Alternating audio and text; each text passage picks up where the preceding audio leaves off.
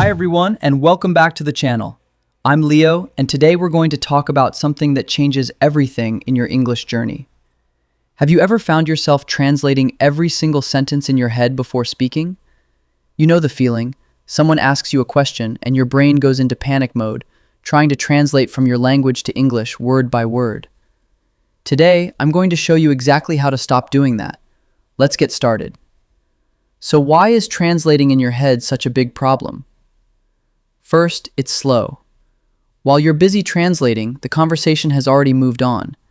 You feel left behind, frustrated, and maybe even embarrassed. Second, it's exhausting. Your brain is doing double work, translating and trying to understand what's being said at the same time. That's why you feel mentally tired after just a short English conversation. And third, it creates unnatural English. When you translate word for word from your language, the result often sounds strange or confusing to native speakers. The grammar might be correct, but the phrasing feels foreign. So what's the solution? You need to learn to think directly in English. Learning to think in English is like training a muscle. It takes time and practice, but you can absolutely do it. Start small. When you wake up in the morning, think about what you're doing in English. Instead of saying in your head, "Time to get up," in your native language, force yourself to think, "Time to get up."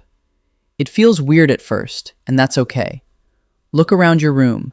Say the names of things you see in English: bed, window, door, lamp. As you go about your day, narrate your life in English. I'm making coffee.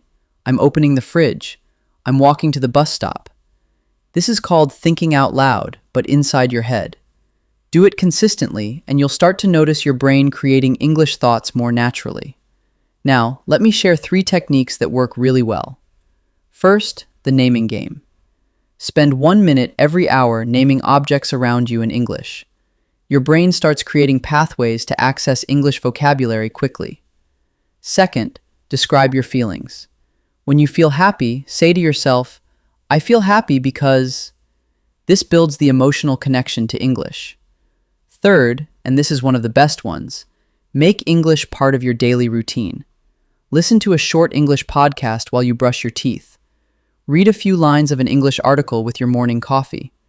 When your brain gets used to hearing and seeing English regularly, it starts processing it more naturally, without translation. I've seen this work with so many students.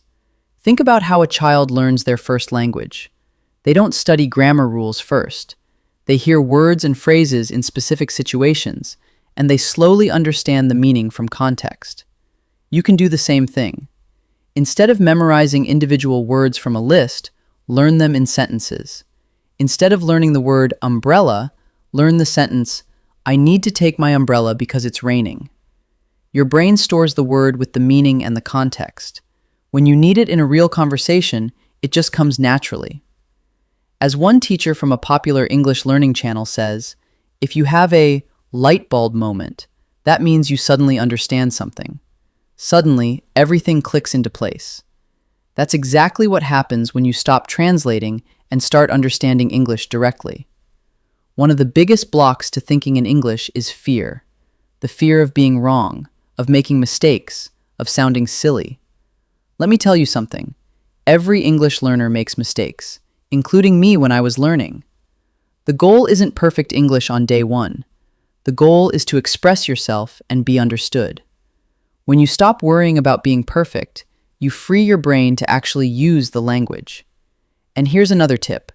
If you don't know a word in English, don't panic. Describe it.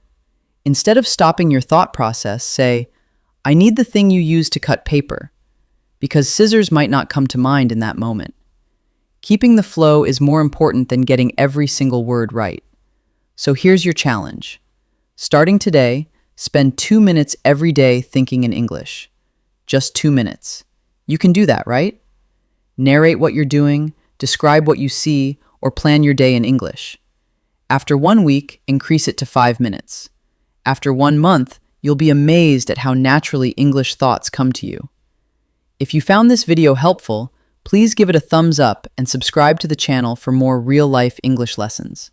And don't forget to download the free worksheet in the description below. I've included all the key phrases and practice questions for you. Comment below and tell me, what's one thing you'll do today to start thinking in English? Thanks so much for watching, and I'll see you in the next lesson.